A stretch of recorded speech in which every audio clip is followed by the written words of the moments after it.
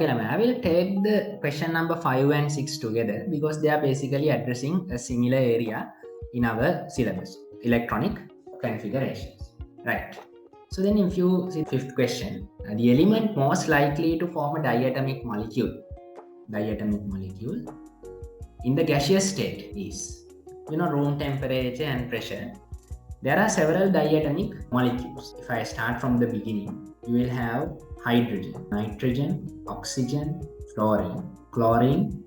Those are the diatomic gases. If you consider all the gaseous elements you are having, other than this, you have helium, the noble gases, neon, argon, krypton, xenon, radon is also there as gaseous elements. Okay, so they are not diatomic. Basically, you have 11 elements. You can't see any of those in these answers. You can ignore some answers, neon and argon, because they are not diatomic.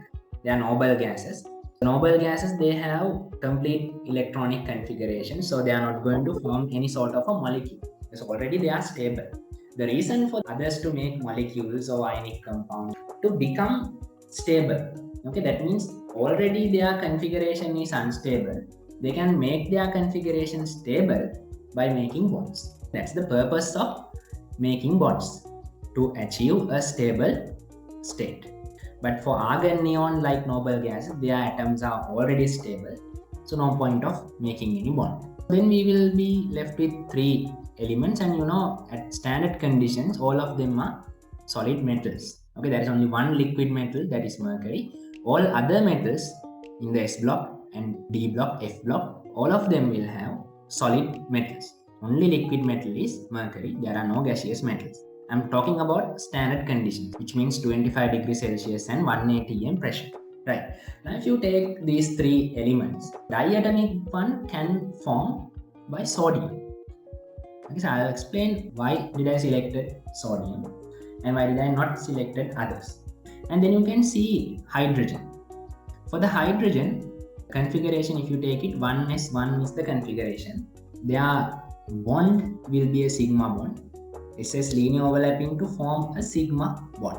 And then if you check sodium, we'll have a similar configuration, right?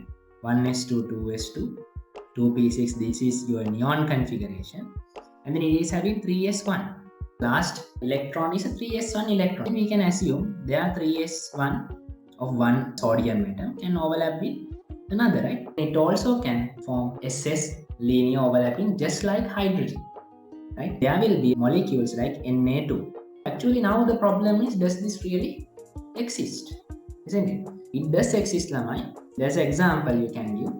In the sodium vapor lamps, you have these Na2 molecules present. It's an actually existing molecule under certain conditions. From the given elements, most likely to have as a diatomic one is sodium, but at standard temperature pressure, that means 25 degrees Celsius and 180 atm conditions, only these are the gaseous elements. So something to do with configuration. That's why I selected 6th one also with this question. If you go to the 6th question, the valencies of an element whose outer electronic configuration is of the form ns2 and p3 are most likely to be. So they're asking for the valencies. Yeah, what is the valency meaning? In one way we can say it's the number of bonds it's going to form. So it's ns2 and p3 means it's in the group 15. Group 15, if you give some examples, we can say nitrogen, phosphorus, arsenic, antimony, and bismuth. Those are the group 15 elements. So they all share this same outermost configuration. They are asking what are the possible valencies for nitrogen and phosphorus, isn't it? Right. So if you take nitrogen, you have the compounds NH3, HNO3, and here also you have PH3, PCl3, PCl5. Like that, compounds are there. If you take about oxidations, for the nitrogen you have from -3 to +5 oxidation. All of the 9 oxidation states are there, including 0. But when they are asking most likely to have in the aspect of valencies, we can say usually it is making 3 or 5 bonds. It's a common one for the whole group. So then valencies are most likely to be 3 or 5. Okay, it's with the configuration now. It is ns2np3 now. If you want to complete the configuration, it should go to ns2np6 by getting 3 more electrons. But if you want to lose that electrons and become another noble gas, it want to lose all those 5 electrons. I told you earlier, elements are making bonds for the sake of stability to get the noble gas configuration. For the same purpose, these group 15 elements most likely to gain 3 electrons or either lose 5 electrons. Okay, that's why this most likely valencies have become 3 and 5.